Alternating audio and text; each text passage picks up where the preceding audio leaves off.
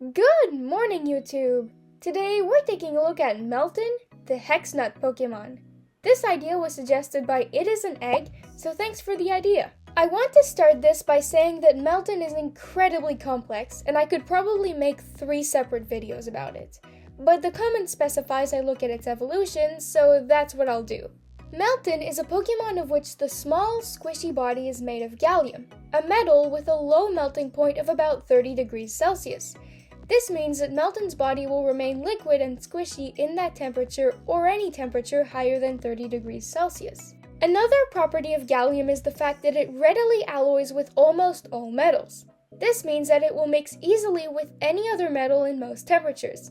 This happens with an alloying, or mixing, process known as substitution. Substitution is when metals exchange atoms. These new atoms disrupt the crystal structure of the metals that mixed and result in an alloy with a lower melting point than any of the metals that it is made of. This alloy is now called a eutectic mixture.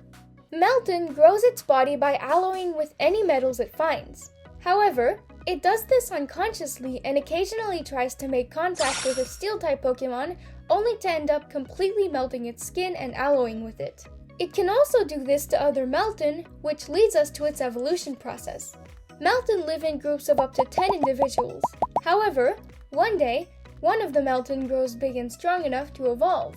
It does this by going around and alloying with all the other Meltan in the group, getting bigger and stronger each time and using their hex nuts, the golden rings on top of their bodies, to form new limbs and body parts for itself. You might think the Meltan would try to escape being absorbed and turned into a Melmetal, but Meltan seem to accept this as their fate, and I'm honestly not sure why. The few times that an evolution of Meltan has been observed, it happened calmly. Once it has absorbed all the Meltan in its group, Melmetal will continue seeking new metals to alloy with to grow stronger.